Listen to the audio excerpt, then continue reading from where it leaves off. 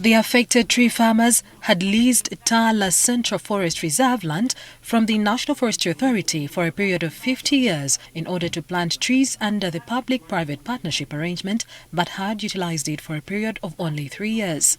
The affected tree farmers include Ambrose Agaba, Samson Nwarimpa, Dr. Lawrence Mugumya, Anne Gamurorwa, Dorothy Gazarwa and Global Limited.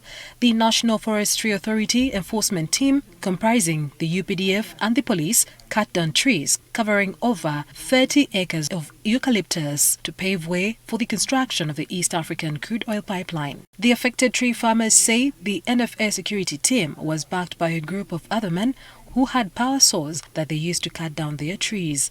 Ambrose Agaba, one of the affected tree farmers, told reporters that the operation was carried out on Sunday morning. A team of very many soldiers whom he could not count, plus very many power saws were on ground, and he was able to identify a one Jonan Mugisha, who has been working with the NFA. So he was here on ground, together with those soldiers and together with the power chainsaw operators, and they are the ones acting on behalf of ECOP, who did all this destruction that you can see.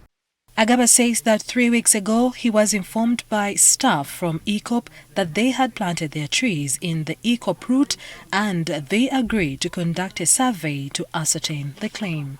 3 weeks back, I received a call from the manager of this place saying that he had received a visitor from ECOP who wanted to know the owners of these plantations. And so Matthias contacted me after being given my contact. And then he informed me that the pipeline for ECOP was going through these plantations. And he requested that we meet. Afterwards, we kept discussing on phone until he said that they were going to come with